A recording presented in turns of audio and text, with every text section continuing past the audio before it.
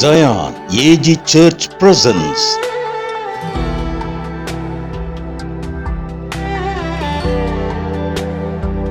பாதைக்கு வெளிச்சம்.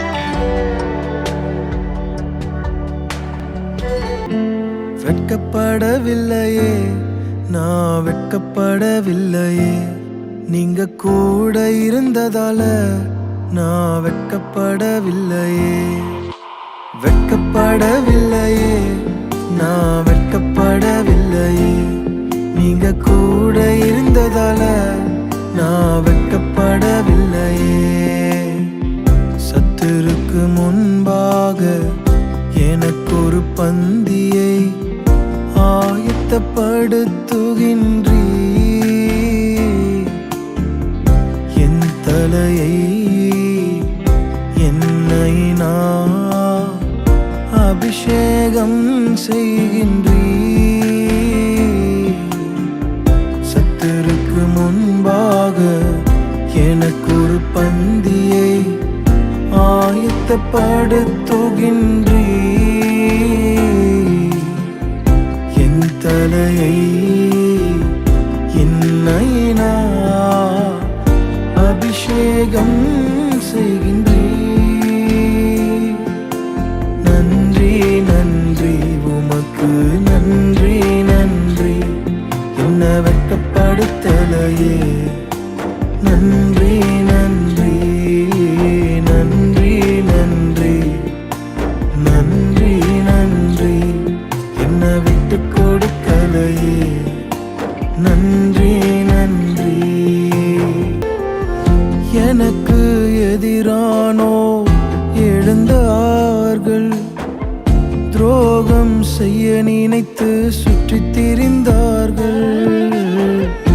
எனக்கு எதிரானோர் எழுந்தார்கள், துரோகம் செய்ய நினைத்து சுற்றித் திரிந்தார்கள். பட்சத்தில் கொண்டு வந்தீரே, சமாதானம் செய்ய வைத்தீரே. பட்சத்தில் கொண்டு வந்தீரே,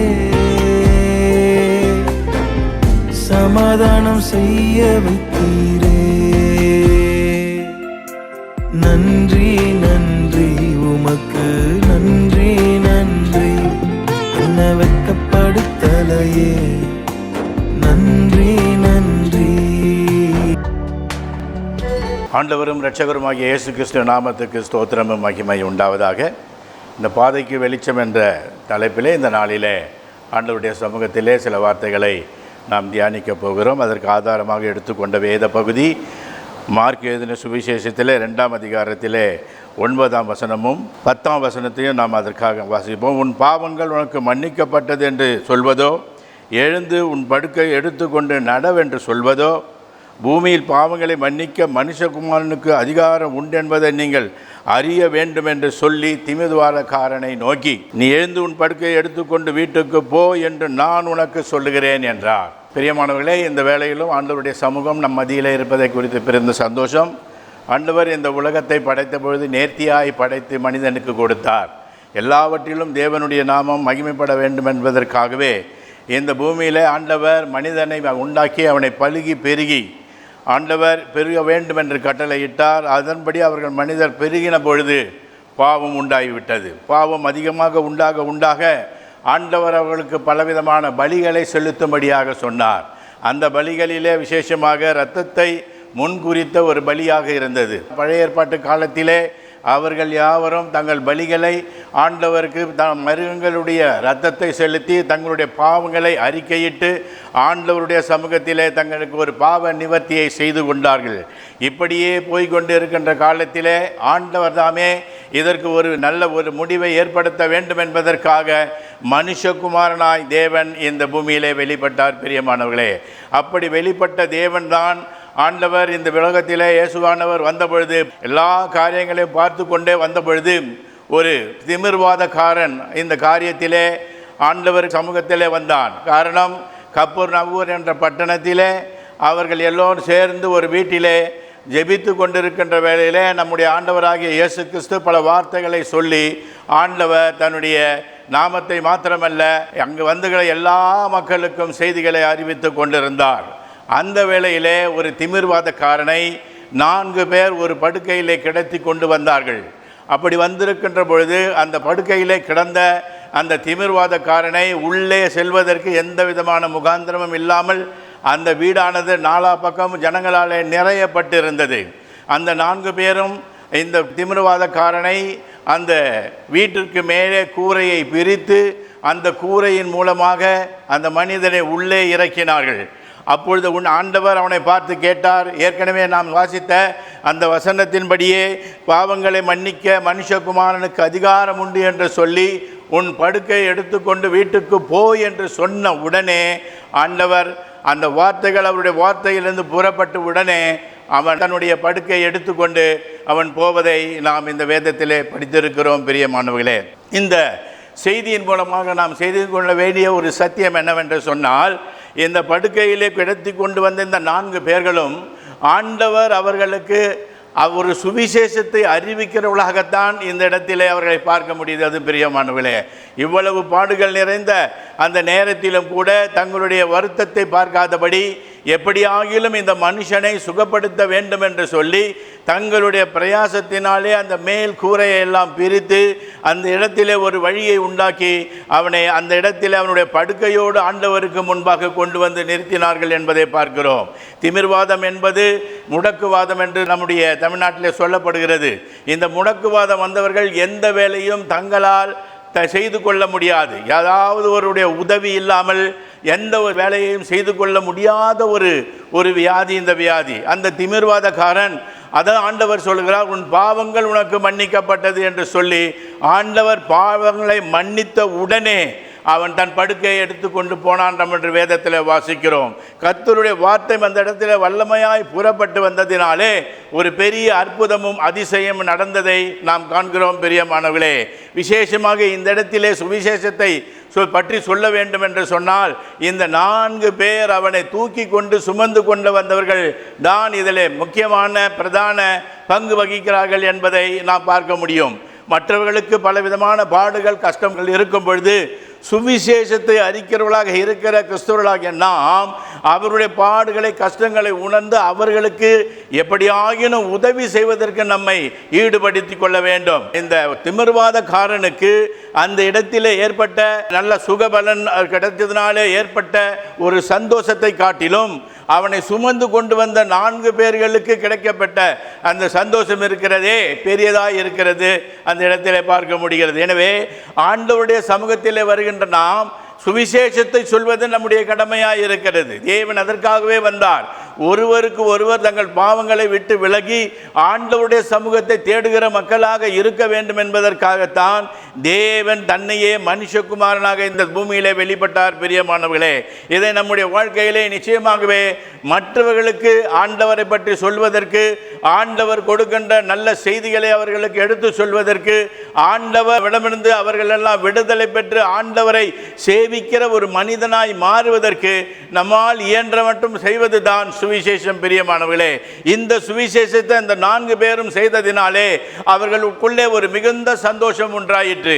எனவே சுவிசேஷம் சொல்கிற நமக்கு எப்பொழுதுமே ஒரு சந்தோஷம் இருக்கிறது என்பதை நாம் மறந்துவிடவே கூடாது. எனவே அந்த சுவிசேஷத்தை செய்வதற்கு ஆண்டவர் அவர் வாழ்ந்த காலத்திலே ஒரு பெரிய சுவிசேஷத்தை அந்த இடத்திலே ஆரம்பித்து வைத்தார் என்பதை நாம் பார்க்கிறோம். அது மாத்திரமல்ல, ஆண்டவர் பாடுகளை பட்டு ஆண்டவர் தன்னுடைய ஜீவனை ஒப்பு கொடுத்து ஆண்டவர் மரித்து அடக்கம் பண்ணப்பட்டு 3ஆம் நாளிலே உயிர் தெழுந்து மறுபடியும் அவர் வெளிப்பட்ட போது ஆண்டவர் தம்முடைய சீஷர்களுக்கு தம்மை வெளிக்காட்டும் பொழுது சொன்னார், நீங்கள் உலகமெங்கும் போய் சுவிசேஷம் சொல்லி எல்லோரையும் சீஷராக்குங்கள் என்று சொல்லி ஆண்டவர் கட்டளை கொடுத்தார். பிரியமானவர்களே, ஆண்டவர் வாழ்கின்ற பொழுதும் சுவிசேஷத்திற்கு முக்கியத்தை கொடுத்தார், மரித்து பரமேறி போகும்போதும் சுவிசேஷத்தை கொடுத்தார். பிரியமானவர்களே, இந்த சுவிசேஷத்தினாலே நம்முடைய இந்த தேசம் நன்றாய் ஆண்டவருக்கு பிரியமானவர்களாய் மாறுவதற்கு நம்மால் இயன்ற மட்டும் நாம் உதவி செய்ய வேண்டும் என்பதுதான் ஆண்டவர் கொடுத்திருக்கிற கட்டளையாய் இருக்கிறது. அன்றைக்கு சீஷர்களுக்கு அப்படி வலியுறுத்தி சொன்னாரோ, அதற்கு பிறகு எல்லா சீஷர்களும் உலகம் பூராவும் பரவி இந்த சுவிசேஷத்தை அறிவித்து எல்லோருக்கும் நற்செய்தியை கொடுத்து அநேகருக்கு நல்ல சொஸ்தமாக்கி அவர்களை விடுதலையாக்கி பெரிய ஒரு எழுப்புதலை இந்த தேசத்திலே விதைத்து விட்டு போனார்கள். பிரியமானவர்களே, அந்த விதையானது இன்றும் பரவி கொண்டிருக்கிறது. நம் தேசத்திலும் அநேக சுவிசேஷங்கள் வந்து நமக்கு செய்திகளை கொடுத்து நமக்கு சுவிசேஷத்தினாலே ஆண்டவரை அறியும்படியாக நமக்கு செய்திருக்கிறார்கள். அதுபோல நாமும் கூட எங்கெல்லாம் நமக்கு சந்தர்ப்பம் கிடைக்கிறதோ இந்த சுவிசேஷத்தை அறிவித்து ஆண்டவர் பக்கமாக ஒரு பாவத்திலே திளைத்து கொண்டிருக்கிற மக்களை ஒரு விடுதலையோடு ஆண்டவர் பக்கத்திலே வருவதற்கு, ஆண்டவரை ஆராதிப்பதற்கு, உயிர்த்தெழுந்த வல்லமையுள்ள ஜீவனாகிய கர்த்தரை ஆண்டவரை தொழுது கொள்வதற்கு கர்த்தர் உதவி செய்யும்படியாக நாம் யாவரும் அதற்காக நாம் செய்ய வேண்டும். இது நம்மேல் விழுந்த கடமையாக இருக்க. எப்பொழுது ரட்சிக்கப்பட்டோமோ, எப்பொழுது ஞானஸ்தானம் பெற்றோமோ அந்த நாளிலிருந்து இந்த நாள் வரையிலும் நம்மால் முடிந்தவரை கர்த்தருக்கென்று ஊழியம் செய்வர்களாக இருக்க வேண்டும் என்பதுதான் கர்த்தருடைய வாஞ்சையாக இருக்கிறது. இந்த வாஞ்சையை நிறைவேற்றுவதற்கு நம்மால் ஆன மட்டும் ஆண்டவருக்கு உதவி செய்ய வேண்டும். இதனாலே நம்முடைய சகோதரர்களை, இந்த நாட்டிலே இருக்கின்ற அத்தனை பேர்களும் ஒரு காலத்திலே சகோதரிகளாய் வாழ்ந்தவர்கள் தான். பாவத்தின் நிமித்தமாக அவர்களுக்குள்ள ஏற்பட்ட பிரச்சனைகளினாலே அவர்கள் நம்மை விட்டு தூர போயிருக்கலாம். அப்படி தூர போனவர்களை நாம் ஒருபொழுதும் விலக்கிவிடக் கூடாது. இந்த 4 சகோதரர்கள் யார் என்று தெரியாது. ஆனால் 4 பேரும் அவருக்கு ஒருமனப்பட்டு ஒரு மனதோடு உற்சாகத்தோடு பலவித பாடுகளின் கஷ்டங்களின் மத்தியிலும் அவரை சுமந்து வந்து கர்த்தருடைய பாதத்தில் அமர்த்து ஒரு விடுதலையை கொடுத்து, ஒரு பாவத்திற்கு ஒரு விடுதலையை நிச்சயமாக அவருக்கு கொடுத்து ஒரு நல்ல சுகத்தையும் கொடுத்து அனுப்பினது போல நாமும் கூட இந்த உலகத்திலே வாழ்கின்ற வேளையிலே ஆண்டவருக்காக ஏதாவது செய்ய வேண்டும் என்று சொன்னால் இந்த சுவிசேஷத்தை நாம் ஒருபொழுதும் மறந்துவிடக் கூடாது. நம்மால் இயன்ற வரையிலும் கர்த்தருக்கு ஊழியம் செய்து ஆண்டவருக்கு நம்முடைய அக்கம் பக்கம் வீட்டார்கள் சுற்றி இருக்கிற 4 பக்கம் நமக்கு வீடுகள் இருக்கிறது. எனவே அந்த 4 பேரையும் 4 திசைகளை காணுகிறது என்பதைத்தான் நாம் அறிந்து கொள்ள வேண்டும். நாம் இருக்கின்ற இடத்திலே 4 திசைகளிலும் நம்மால் இயன்ற வரையிலும் ஆண்டவருக்கு சுவிசேஷத்தை சொல்லி ஆண்டவருடைய நாமத்தை மகிமைப்படுத்தி ஆண்டவருக்கென்று எல்லோரையும் ஆயத்தப்படுத்த வேண்டும். அவர் மறுபடியுமாய் வருகின்ற பொழுது நம்முடைய இந்திய தேசம் ஒரு பெரிய விடுதலையை காண வேண்டும். அதற்காக நாம் யாவரும் இதற்காக நாம் ஜெபிக்க வேண்டும்.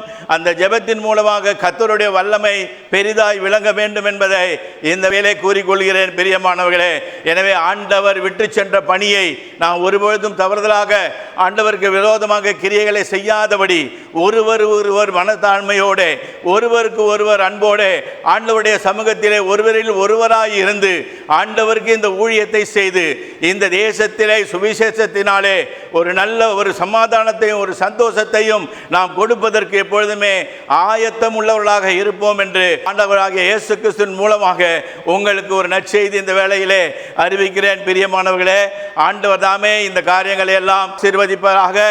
மட்டுமாய் நீங்கள் கேட்ட உங்களுக்கு யாவருக்கும் ஆண்டவராகிய இயேசு கிறிஸ்து நாமத்தினாலே நன்றியை கூறுகிறேன். ஆண்டவருக்கு மகிமை உண்டாவதாக. ஆமென். பார்த்து கொண்டிருக்கிற யாவரும் கண்களை மூடி ஆண்டவருடைய சமூகத்திலே ஜெபிப்போம். எங்களை நேசிக்கிறதான அன்பு தகப்பனே, அப்பா பிதாவே என்று கூப்பிடும் புத்திர சுவிகாரத்தின் ஆவியை தந்தவரே, இந்த நாளிலும் ஆண்டவரே உமது சமூகத்தில் ஒரு சுவிசேஷ செய்தியை அறிவித்திருக்கிறோம்.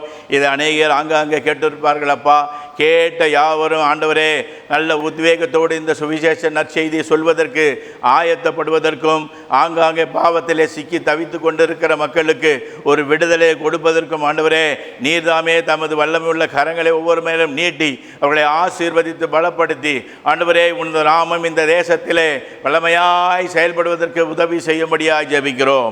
உமது வல்ல கரங்களில் அர்ப்பணிக்கிறோம். இயேசு கிறிஸ்துவின் நாமத்தில் வேண்டுகிறோம் நல்ல பிதாவே. ஆமென்.